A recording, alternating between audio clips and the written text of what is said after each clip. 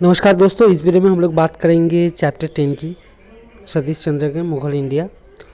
और यहाँ पे हम लोग देखेंगे जो 17वीं सेंचुरी का जो फर्स्ट हाफ था, इसमें जो सिचुएशन है, जो सिनेरियोस हैं, तो ये हम देखेंगे। तो चलिए ये फटाफट से शुरू करते हैं। पहला जो चीज़ हमें याद रखना है कि mention the time period of Mughal emperor जो थे इस समय जहांगीर। 17वीं सेंचुरी में जहांगीर, शाहजहां एंड अकबर। तो जहांगीर जो थे 1605 से लेकर 27 तक, फिर 27 से शाहजहां थे, फिर 1658 तक, और फिर औरंगज़ेब थे 1658 से 1707 तक। नंबर 2 जो है कि जहांगीर कब गद्दी पर बैठते हैं, तो 1605 में after the death of Akbar उनके जो बड़े बेटे थे सलीम, या जो बाद में जहांगीर नाम से फेमस होते हैं, तो वो गद्दी पर बैठते हैं। Number 3, name the 2 younger brothers of Salim, तो मुराद एंड दानियल, जिनको हम लोग मुराद को हम लोगों ने बल्क कैंपेन में भी देखा था, मतलब देखेंगे बाद में शाहजहां के टाइम पे। और मुराद एंड दानियल दोनों को ही हम लोग डेक्कन में भी देखेंगे। तो ये पहले ही मर जाते हैं, मतलब 1627 में जब 1605 में जब ये सलीम एम्परर बनते हैं उससे पहले ही। देन नंबर 4, जो सलीम का जो रिविलियन था, तो वो देखते हैं कि सलीम को उनके दोस्त या उनके जो भी कंपेनियंस थे, इन्होंने कहा था कि आप आगरा में जाकर मतलब कैप्चर कर लीजिए। तो ये क्या, मतलब सलीम ने क्या किया था कि 1599 में जब अकबर डेक्कन में थे, तो सलीम इलाहाबाद में अपने आप को सेटल कर लिया था इन्होंने, और उसके बाद कालपी, जौनपुर एंड बिहार में अपने गवर्नर्स को सेट किया था, और बिहार में जो ट्रेजरी था इसको मतलब कैप्चर कर लिया था। देन अकबर बहुत तेज़ी से आगरा पहुंचते हैं और बंगाल एंड उड़ीसा भी इनको दे देते हैं, क्योंकि वो अपने बड़े बेटे के साथ कोई मिसअंडरस्टैंडिंग हो ये नहीं चाहते थे। लेकिन सलीम को मनाना मुश्किल हो गया था, और सलीम ने इस समय क्या किया था, अपने नाम से कॉइन भी जारी करना स्टार्ट कर दिया था।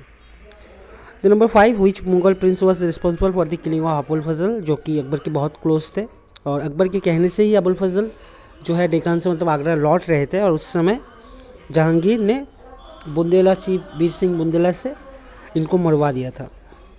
The number 7, who played a crucial role to end the initial tussle between Salim and Akbar, तो सलीम एंड अकबर के बीच जो ये मतलब मिसअंडरस्टैंडिंग का ये जो दौर है, मतलब ये जो सलीम का रिविलियन है, यहाँ पे जो इम्पोर्टेंट रोल प्ले किया था इसको मतलब ख़त्म करने के लिए, इस मिसअंडरस्टैंडिंग को, तो अकबर की मदर जो थे हमीदा बानो बेगम, जिनको मरियम मकानी कहा जाता है, इन्होंने ये रोल प्ले किया था।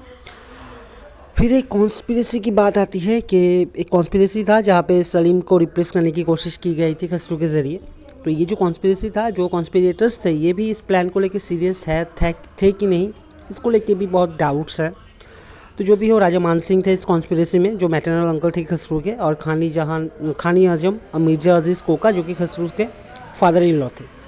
तो ये कहा जाता है कि अकबर जब डेथ बेड पे थे, तब इन नोबल्स ने एक मीटिंग अरेंज की, और यहाँ पे ये बात छेड़ दी गई कि खसरू को बिठाते हैं एम्परर के तौर पे। तब यहाँ पे एक स्टेटमेंट उभर के आया कि एक पिता के होते हुए गद्दी पे बैठे ये चगताई जो तौरतर्ज के जो रूल्स हैं, ये इनके खिलाफ है और कभी भी नहीं होगा या नहीं होना चाहिए।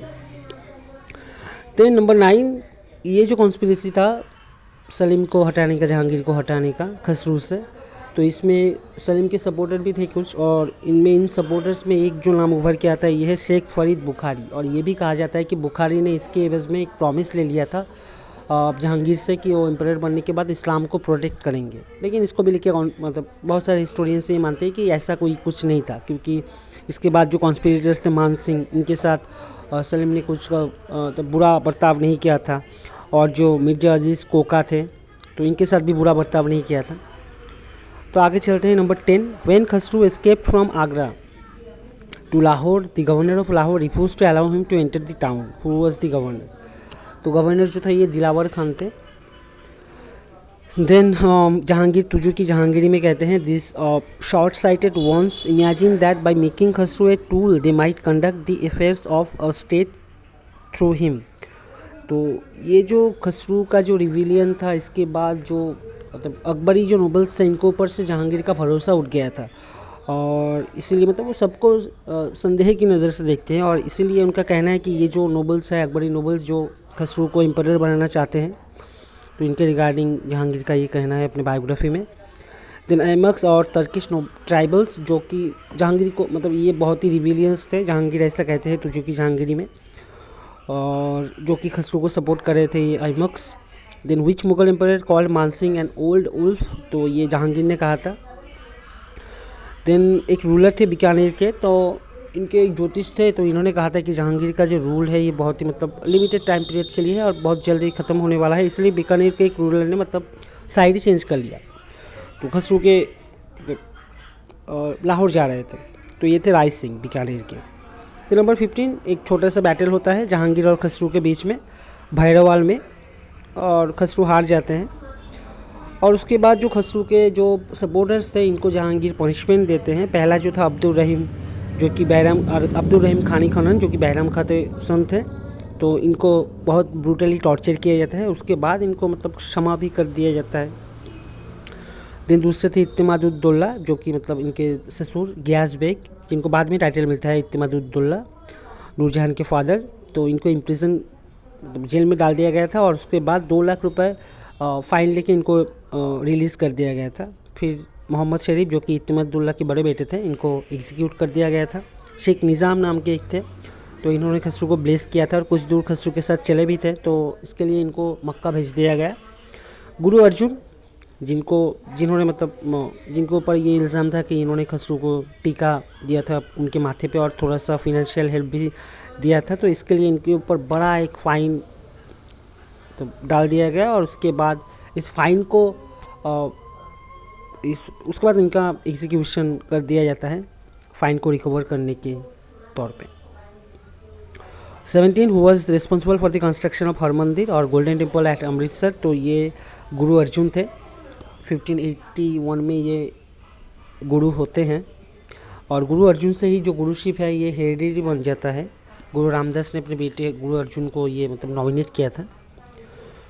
दिन नंबर 18 उसके थोड़े से ही बाद एक कॉन्स्पिरेसी उभर के आता है कि खुर्रम जो है ये मतलब ये षड्यंत्र कर रहे हैं जहांगीर को मारने की। तो ये जो कॉन्स्पिरेसी था इसके पीछे था शाहजहां खुर्रम, जो कि बाद में शाहजहां होके फेमस होते हैं। और उसके बाद जहांगीर जो है ये ऑर्डर देते हैं खसरू को ब्लाइंड कर दो और इनको ब्लाइंड कर दिया जाता है। लेकिन बाद में देखा जाता है कि एक ऐसा भी है कि जहांगीर फिर बेटे के ऊपर उनका जो प्यार था ये फिर आता है और वो कहीं से कोई डॉक्टर लेके आते हैं जो थोड़ा सा मतलब ठीक कर देता है खसरू की आँखों को, एक आँख को शायद ठीक कर देता है। तो और एक नोबल थे जिनको अकबर ने भेजा था सलीम को समझाने के लिए, लेकिन इन्होंने सलीम के साथ ही मतलब जुड़ गए। तो ये जो थे ये थे शरीफ खान, जो कि ख्वाजा अब्दुल समाद जो फेमस पेंटर थे इनके बेटे थे। और जहांगीर बाद में इनको अमीरुल उमरा का उपाधि देते हैं और वज़ीर बनाते हैं। और जहांगीर समय जो डिप्टी वज़ीर है ये बनाते हैं मिर्ज़ा गियास बेग को, जिनको बाद में ये इत्तेमादुद्दौला टाइटल भी देंगे।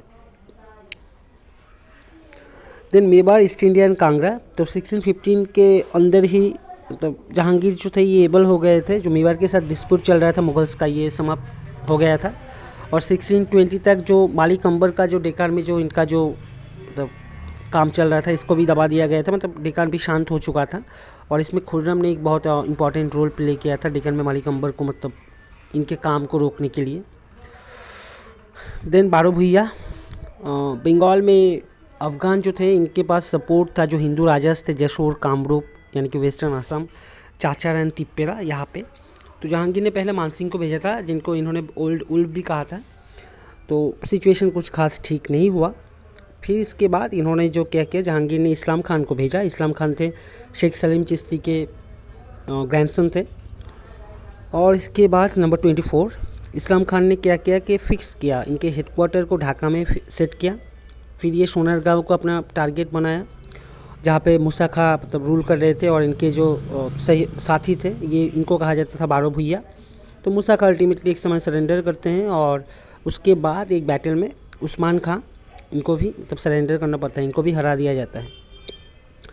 देन जो प्रोविंशियल कैपिटल है ये राजमहल से ढाका में सेट किया जाता है। और असम के जो अहोम रूलर्स थे इनके ऊपर भी एक अटैक होता है लेकिन ये मतलब फेल हो जाता है। देन जो अफगान नोबल्स थे ये जहांगीर के टाइम पे उभर के आ रहे थे। तो इनके एक प्रोमिनेंट जो थे खानी जहान लोधी जहांगीर के टाइम में, जो डेक्कन में भी इनको भेजा जाता है एक बहुत ही रिस्पॉन्सिबल नोबल के तौर पे। देन कांगड़ा की तरफ चलते हैं। तो ये मॉडर्न हिमाचल में है। ये कैंपेन 1615 में भेजा जाता है मुर्तज़ा खान के अंडर में, जो गवर्नर पंजाब के गवर्नर थे, लेकिन ये फेल होते हैं। उसके बाद राजा विक्रमजीत बाघेला इनको भेजा जाता है 1620 में, और ये सफल होते हैं। फिर 22 में जहांगीर विज़िट करते हैं कांगड़ा छुट्टी बिताने, मतलब कोई वैकेशन गर्मी से बचने के लिए। देन ये फोर्ट में खुतबा रेड करते हैं। इसके पहले ये बुल को यहाँ पे स्लॉटर करते हैं और एक मस्जिद बनाने की ऑर्डर देते हैं। जहांगीर एक और राजा के लिए कहते हैं कि his country was the asylum of all zamindars of the region and that up till now he had not obeyed any king not sent offering. तो ये जो था ये राजा ऑफ चंबा था, इनके रिगार्डिंग ये कहते हैं। फिर हम आते हैं नूरजहान जुनता, जहाँ पे हमने लास्ट सेट में क्वेश्चन देखा भी था।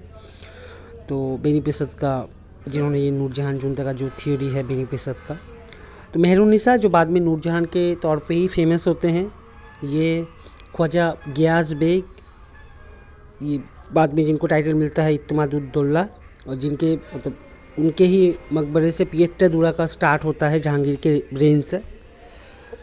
तो 1611 में जहांगीर के साथ इनका जो लिखा होता है, थोड़ा आगे आते हैं। 1577 में इत्तेमादुद्दौला जो थे ये कंधार में इनको मतलब लूट लिया जाता है, और इनके सेकेंड डॉटर थे मेहरुन्निसा, इनका जन्म होता है। उसके बाद कैरावैन के जो लीडर थे, इनकी हालत देखते हुए ये फतेहपुर सिक्री में अकबर के पास ले जाते हैं, और बाद में उनको देवानी बायतूत कारखानस को देखने का दायित्व सौंपा जाता है।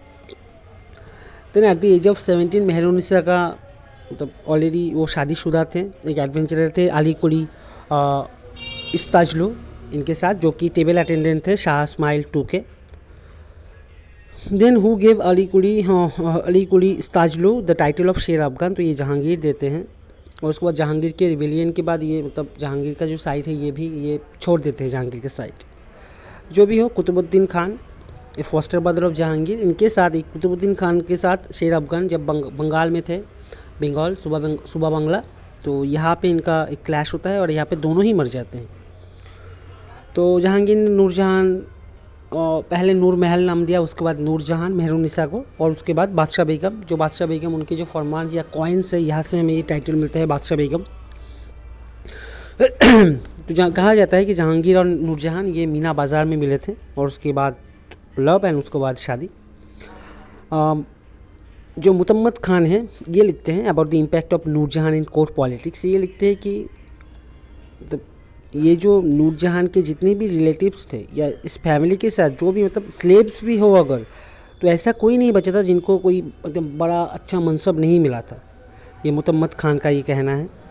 डॉक्टर बेनीपसंद ये कहते हैं कि जुनता ने क्या किया था कि अपने आप को पावर को मतलब इन्होंने ऐसे मतलब मजबूत कर लिया था कि जो भी मोस्ट इम्पॉर्टेंट जो वैकेंसीज थे इंपीरियल सर्विस में, तो इनके ही सब मेंबर्स थे जो कि इन सर्विसेज में थे।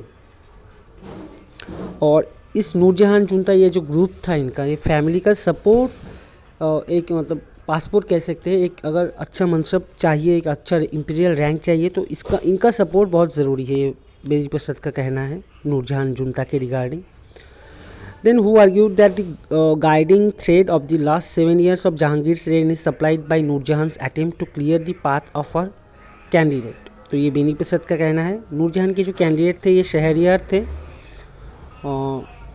जिनके साथ इन्होंने अपनी बेटी लाडली बेगम का शादी भी करवाया था। लाडली बेगम इनके पहले पति से जो अली कुली कुस्ताजलो हैं, इनकी बेटी हैं। ये खुर्रम के जो इन्फ्लुएंस है इसको समाप्त करना चाहती थी। Then who criticise doctor Benipasand theory of Nurjahan juntas, तो नूरुल हसन ने इसको क्रिटिसाइज किया है। देन उसके बाद 43 who argued that promotions were fairly well spread out and it would not be correct to assume that the sole passport to promotion was the favour of junta. तो एकदम नूरुल हसन का ये कहना है, जैसे कि हमको पता ही चल रहा है कि उन्होंने इसको क्रिटिसाइज़ किया है नूरजहान जुनता का जो थ्योरी है, तो ऐसा कथन इनका ही हो सकता है। Then 44, there is no evidence regarding the alliance of Nurjahan and Khurram, but only the statement of Sir Thomas Roe, who was the ambassador of England at Jahangir's court। तो ये जो मतलब कहा जाता है कि नूरजहान जुनता का जो जुनता में खुर्रम खुद भी शामिल थे और इनके बीच में एक अच्छा संबंध था जो कि बाद में टूटता है। तो इसके रिगार्डिंग कोई एविडेंस नहीं है। बहुत सारे स्टूडेंट्स मानते हैं कि मतलब होना ही, मतलब इनका रिलेशन नूरजहान और खुर्रम का कोई कनेक्शन पॉइंट ही नहीं है, कनेक्टिंग पॉइंट ही नहीं है जहाँ पे ये लोग मैच कर सके। तो एक ही एविडेंस मिलता है इसके रिगार्डिंग सेट थॉमस रो, जो कि एम्बेसडर थे इंग्लैंड के जहांगीर के कोर्ट में। Then who argued that there were many factions among the nobles that integrate against each other, but no single group succeeded in ousting the others from position of power and importance।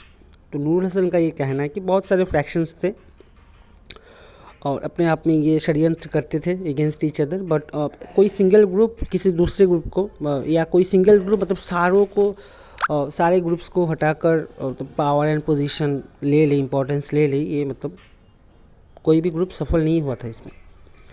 Then Noorjahan introduced many new designs of dresses while her mother was credited with discovery of attar of rose। Then कुछ समय नूरजहां झरोखा window पे बैठते थे, order देते थे, और जो फरमान्स, यहाँ पे मिस्टेक हो गया है 47 में, फरमान्स भी इशू होता था इनके नाम पे, नूरजहां के नाम पे।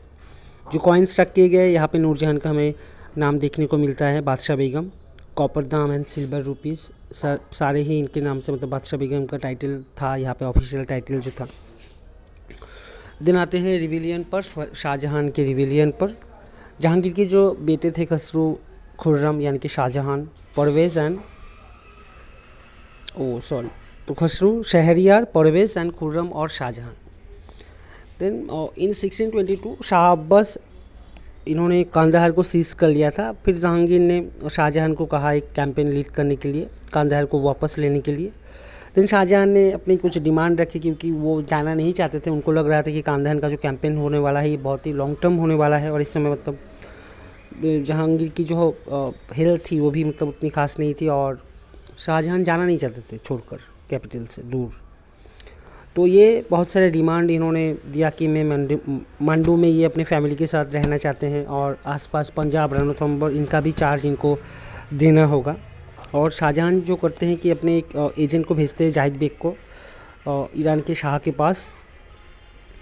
एंड शाहजहां मांडू में अपने आप को मतलब रहने के लिए, जो डेक्कन के ज़मींदार थे, स्पेशली जो गंडवाना के थे, इनसे बहुत सारे पैसे में मतलब मैनेज कर लेते हैं मांडू में स्टे करने के लिए।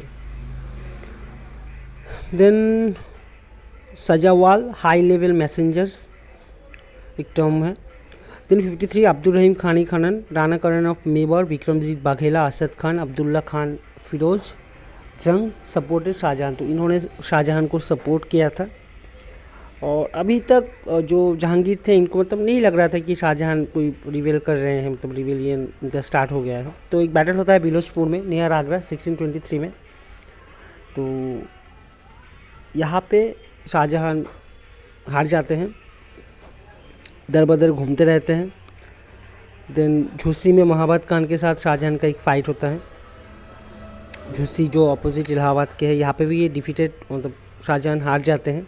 फिर ये मालिक अंबर के पास चले जाते हैं डेकान में। देन शाहजहां वहाँ से ट्राई करते हैं बुरहानपुर को कैप्चर करने के लिए, 2 बार फेल हो जाते हैं, और उसके बाद जहांगीर से सॉरी पत्र लिखते हैं।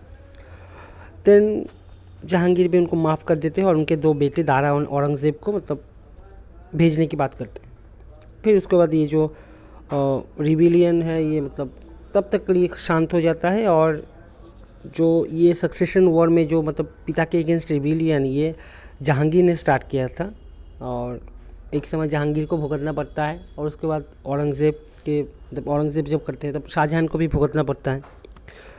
जो भी हो, जहांगीर एज ए रूलर कैसे थे, बहुत ही इंपॉर्टेंट पोर्शन होने वाला है ये। तो भाव सिंह सन of Raja Man Singh was granted the title of Mirza Raja, ये जहांगीर देते हैं इनको, भाव सिंह कि मान सिंह के बेटे थे।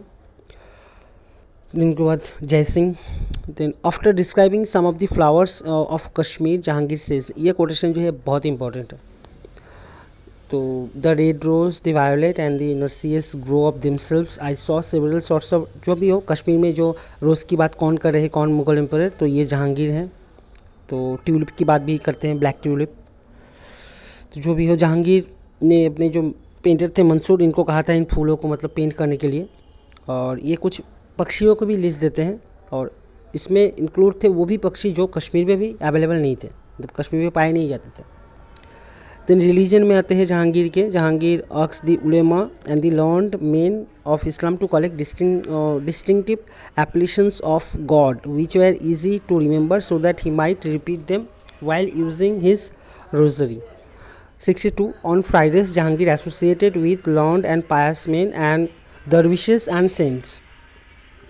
63. At the Ramzan Eid, which followed his first accession, he went to the Eidgah and several lakhs of dirhams were distributed in charity. 64. Jahangir tells us that by the time of his accession, he had reduced his intake of wine from 20 cups of brandy a day to 5, and that too only at night. तो interesting है पर उतना important नहीं है। 65. When Jahangir visited the grave of Babur at Kabul, he ordered another basin, मतलब एक basin वहाँ पे पहले से ही था, another basin to be built and every day to fill both the basins with wine and gave it to the servants who were present there.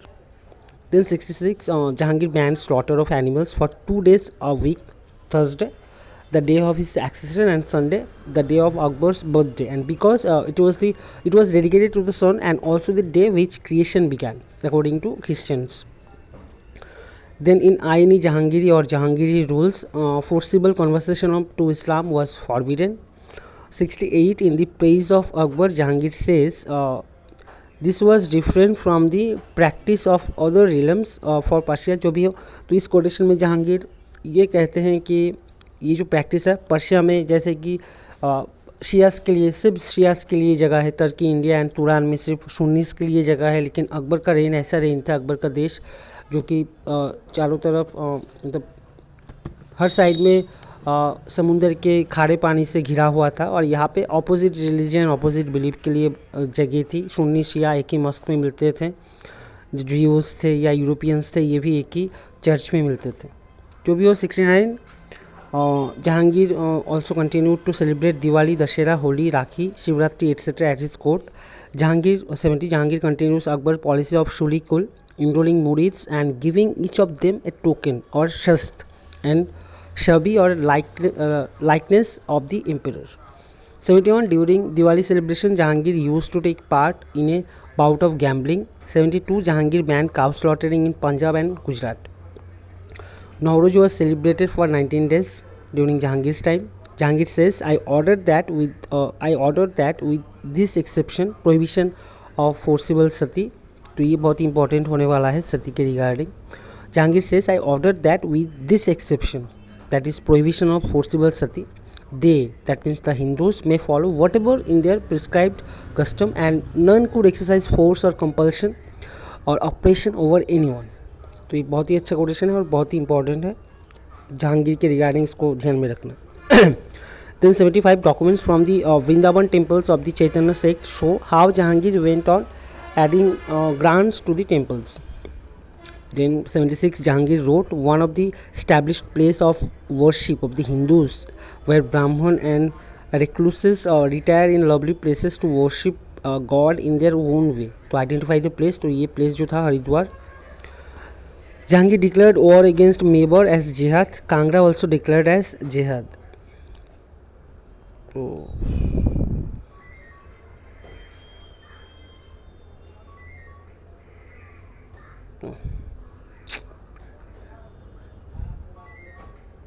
कहाँ थे?